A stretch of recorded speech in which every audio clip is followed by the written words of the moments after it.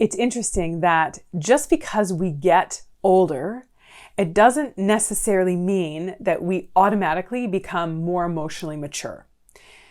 Yes, to some extent, we do become more emotionally mature as like a 30, 40, or 50-year-old than we were as a 5-year-old. We don't scream and shout if we don't get our way. We don't pinch and pull hair if someone steals our toy, although some of us might. But we can still struggle with emotional maturity, even if we become more mature in age.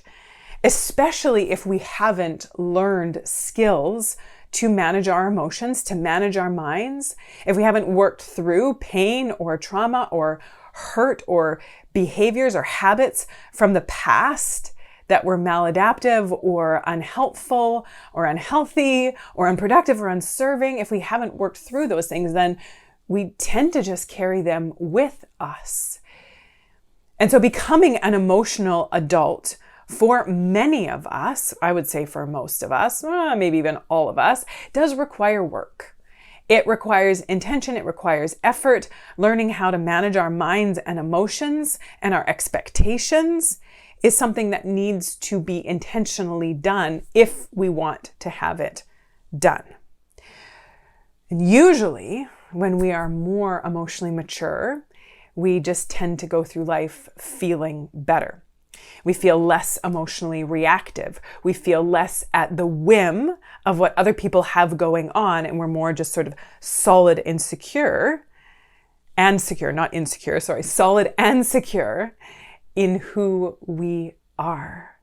And we can become interactive and responsive to life and to others instead of defensive or reactive to others and to life. So today I'm going to talk about 7 signs that you are becoming an emotional adult. And if you notice that you still struggle with any of these, no problem. It doesn't matter. There's no judgment. We're just learning about this stuff so we know what we want to do. If you want to do it, if you want to work on it, then great. If you don't, then whatever, you do you. I'm just teaching you some tools if this is what you want to do, but if you don't, then that is up to you. It's up to each and every one of us to decide what we want to do with our lives. But if we want to be feeling better and living life better, then many of these things will help us do that. So we're going to talk about these 7 signs that you're becoming an emotional adult. Notice the ones that are going well, notice the ones that you want to put more attention on, and that's about as complicated as it needs to be, or as simple as it needs to be. If you're new here, welcome to our incredible little corner on the internet. Take a second, introduce yourself in the comment section below. If you're back again, it is always good to have you. If you haven't already, subscribe to the channel. The button's about right down there. And either way, my name is Kristina. I am a registered clinical therapist, a researcher, a coach, and the creator of my incredible membership community, the Shift Society, that many of you are in. Many of you here are in the Shift Society because I hear you talking in the Shift Society about YouTube videos and how, the work that you're doing in the Shift Society is connecting with some of these videos and how these videos are connecting with the work you're doing in the Shift Society and all of it, how it's all just sort of working together. But yeah, if you're a shifter, let me know in the comment section below. It's always good to have shifters here. I help heart-centered humans break through the crap that is holding us back so that they can like themselves and their lives more every day. And a lot of these things, if we are struggling with them, they can hold us back. So let's just jump right into them and look at these 7 signs you're becoming an emotional adult. And the first one is that you don't require other people to meet all of your needs. Right? Like some of us have this idea that our loved ones were like, if they loved me, they would know what I needed and they would meet those needs. And to that, I say, that's crap. That's not fair. That's not realistic or respectful to expect somebody else to read our minds. I say, if you love them, you will let them know what you need, and you will also be respectful if they don't center you and your needs in their lives, because they are also individuals who have their own needs and their own wants and their own lives to live. So being able, especially with those who are close to us, being able to be aware of other people's needs and to communicate our needs and to negotiate where people are at. And if they are able to meet some of those needs, but not expecting them to, or being completely, destroyed if they don't, or they don't want to, or not interested or available for that. To really be looking at what are my most important needs and how am I meeting those needs for myself. That other people are not there to complete us. They are there to complement us, to be complementary beings in our lives, not to complete us because we're not empty or broken or incomplete. We are already complete beings, and other humans in our lives are there to journey with us, to complement our lives and our journeys, not to complete them. So, not requiring other people to meet all your needs and being terribly distraught when they don't. The next sign that you're becoming an emotional adult is the converse of that, which is you stop trying to meet all of other people's needs. You don't try to please and perfect and perform to make other people happy or approve of you or like you or accept you. Now, of course, there's an element of consideration, of love and respect that goes into that we invest in our relationships. And that's kind of what makes a relationship, that we are, we do things for other people. But we are not trying to meet all of their needs. It's not like this kind of anxious energy that goes into being like, I have to make sure that this person is happy all the time, and I have to make sure all their needs are met, have to make sure they're satisfied, have to make sure that nothing is ever difficult for them, have to make sure that they always think these certain things about me and always have this opinion of me and always approve of me, and I don't want them to reject me, so I need to kind of make sure that I'm doing all this stuff right. This goes into codependence, which I have also talked about before. If you think that way, if you need to be needed, you need to meet other people's needs, or else you think that you will be useless and you will be rejected or abandoned. Becoming an emotional adult means, again, you are not there to complete someone, you are there to complement them, to complement their life.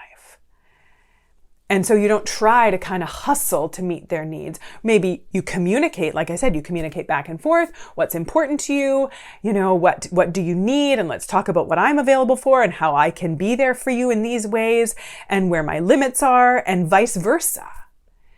So becoming an emotional adult means that you exist with people, but you're not trying to do life for them. You're not trying to make their life a certain way all the time, and thereby abandoning yourself in the process.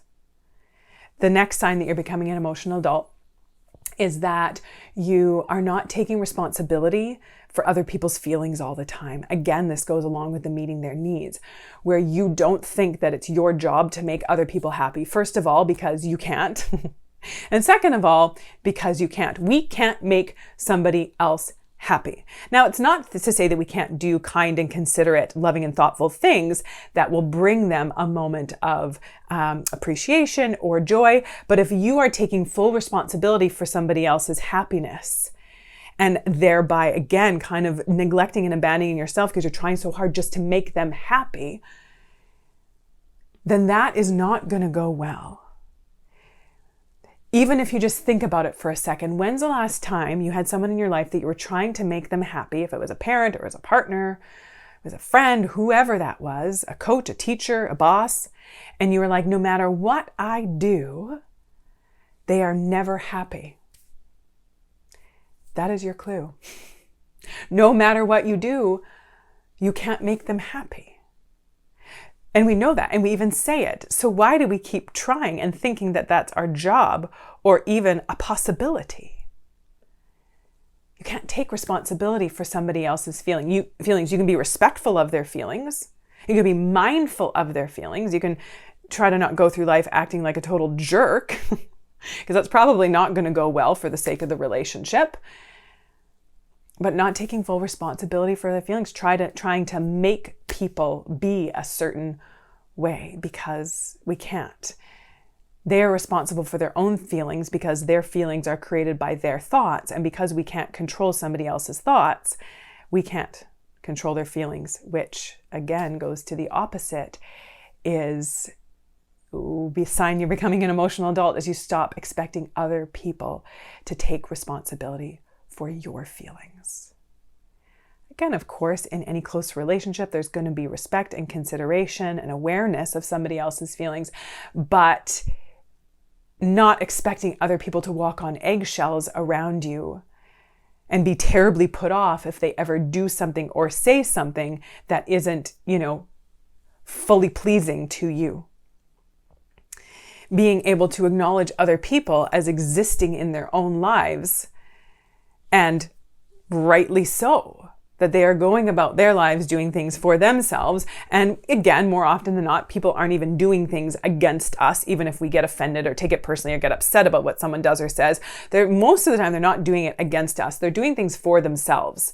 They're kind of going about their own life, existing, trying to meet their own needs, trying to fulfill their own desires, trying to forge their own path. And then sometimes those actions, we kind of get hit by those words or those actions or whatever they're doing. We kind of get sort of caught in the crossfire of it, but they're not doing it against us. They're doing it for themselves.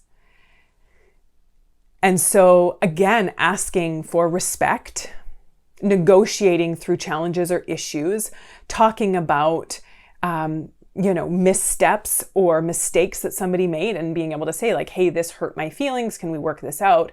Instead of being like, you should have known that was going to make me upset. You should have known that that was going to make things hard for me. You should have known that I wasn't going to like that. And again, I say this with a pound of salt. Yeah, sometimes we do need people close to us to have some sort of awareness of us, right? Especially if it is a close relationship, knowing that sometimes their actions are going to affect us, but being able to talk about it instead of always expecting other people to read our minds and to know our needs and to expect that their job in life is to never upset or offend us, right? Even if it's accidentally, and probably most importantly, if it's accidentally, that we're not just expecting other people to center us in their lives, just like it wouldn't feel good for us to have someone in our lives who expected us to center them. Right? And maybe you've had a relationship like that, where you've been in a relationship with someone you always feel like you're walking on eggshells, where you're so scared of upsetting or offending them, you don't even know what's going to upset or offend them.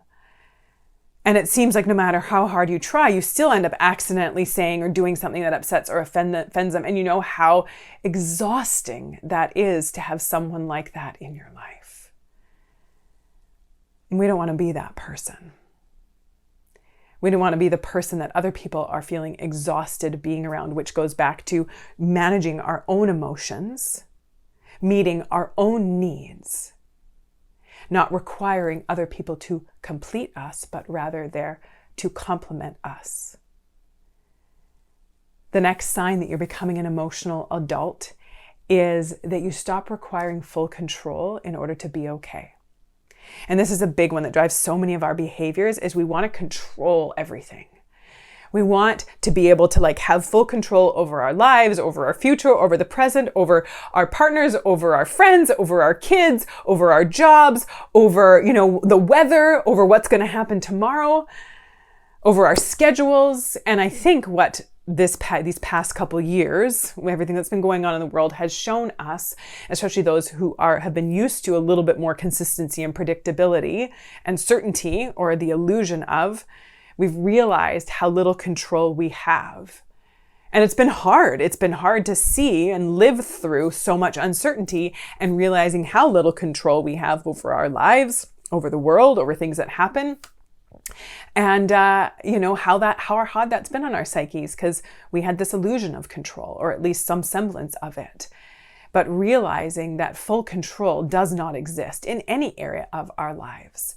And so insisting on it, insisting on having something that doesn't exist is just going to create a whole bunch of extra stress and distress for us. Doesn't mean that you have to just fly by the seat of your pants and just take everything as it comes and never plan or prepare, but being able to just say okay, this is what I'm going to hope for, but I also realize that I don't have full control. And so I'm going to trust that I'm going to be okay and figure out whatever it is that happens along the way. So if it's, you're starting a new job and you're like, I don't know exactly how this job's going to go. I don't know if I'm going to be any good at it. I don't know if it's going to work out. I don't know if, people are going to like me. And you're like, I need this to happen. I need everyone to like me. I need to be good at it. I need to be the best. I need to, have it all figured out within like 2 weeks of being there. And if I can't, then, it means that I'm a failure and it's all going to be terrible or whatever that is, right? Thinking about the things that you try to have so much control over. And being able to take a step back and be like, okay, how about I just take it one step at a time? And I trust that I'm going to be able to figure it out. And if I can't figure it out, I trust that I'll be able to pivot and find something else, do something else. I am resourceful and I am resilient. I don't know what the outcome's going to be. And insisting on being in full control all the time is just going to drive me crazy because it's just not possible. So that's a big sign you're becoming an emotional adult, is you don't insist on that full control. You trust yourself to be able to handle what happens. You hope that things are going to go the way that you want them to, but you don't drive yourself crazy insisting that they must. The next sign that you're becoming an emotional adult, similar to what I just said, is you don't require full certainty to be okay. Very similar to full control is you don't have to be certain, right? You don't have to be certain that everything is going to go a certain way in order for you to be okay. You trust that even if things don't, you will figure out a way to be okay. You don't need to know how everything is going to go, how the week is going to go, how the vacation is going to go, how the party is going to go, how the job is going to go, how the cookie baking is going to go, whatever that is. You don't have to be certain. You don't need that certainty that it's all going to turn out perfectly in order to feel okay. Because again, you're like, you know what? I'm going to go for this. I'm going to go into this. I'm going to do this. I'm going to do my best. I'm going to do what I can, recognizing my limits. And I am going to choose to be okay no matter what the result is. Even if it doesn't turn out perfectly, I will learn something from it. Even if I go out with a group of people and I kind of bumble through my words, or I'm a little bit awkward and I don't feel super confident, I'm going to go away from that. And I'm not going to be like, that was a total failure and that was so awful. I'm going to be like, okay, I was feeling a little bit off tonight, not my finest moment, but I still showed up and I'm proud of that. And I still had some conversations and I feel good about that. I was able to connect with some people and that was great. Right? Or if you're going into a new job and you're like, you know what, I'm going to do my best. I'm going to show up. I'm going to do what I can do. I'm not certain how this is going to turn out, but I'm going to do the best that I can. And if after a few months I realize it's not the right fit for me, then I'm going to figure something else out. I don't need to be certain. I just need to trust myself. The next sign that you're becoming an emotional adult, is that you are not feeling guilty for setting boundaries and saying no when you need to. That you don't see yourself as a bad, wrong, or selfish person for having limits. That you're able to just be honest with yourself about what you're available for, what you're not available for. That you don't take running yourself into the ground as the sign that you're allowed to say no now because you're completely exhausted, worn out, and deflated. They're like, well, now I guess I can say no. That you are actually respecting yourself enough to be like, you know what? I'm going to say no before I reach my absolute limit. And I'm going to preserve myself and I'm going to take care of myself. And I'm not going to feel guilty about the fact that I am saying no before I feel terrible, before I'm completely worn out. That you let yourself acknowledge your limits, but not your limit of where you're about to crack, like before the limit where you're like, this is what I can cope with while still having space in my life for the things that feel good, right? Still taking care of myself, still respecting myself and honoring myself. This is where my limit is. And I'm going to respect that. And I'm not going to feel guilty about it because it's not wrong, right? We feel guilty when we've done something wrong. Respecting your limits and taking care of yourself is not something wrong. And that's a sign you're becoming an emotional adult. Being able to recognize that fact that I am important too. Not the most important person in the world, but I do count too. My well-being counts too. My mental health counts too. My happiness counts too. So you're able to say no and set boundaries without feeling guilty. If this is something that you struggle with, get started with my 25 ways to say no. It's a free download. It's going to give you 25 kind of clear but kind ways to say no. If that's something that you do struggle with, this is going to be a great place to start. It's in the description below. You can grab that. Also, you can get on the wait list for the Shift Society. We're taking all of this work deeper, getting more clarity, more confidence, becoming more calm and grounded, and being supported the whole way through with tools, step-by-step processes and resources, and a community to help you on this journey, this transformational journey. Get that 25 ways to say no. Get on the wait list for the Shift Society. Let me know what connected with you. Are you becoming an emotional adult? Do you see yourself growing in these ways? Is there some areas you want to work on? Would love to hear that. Until next time, take good care.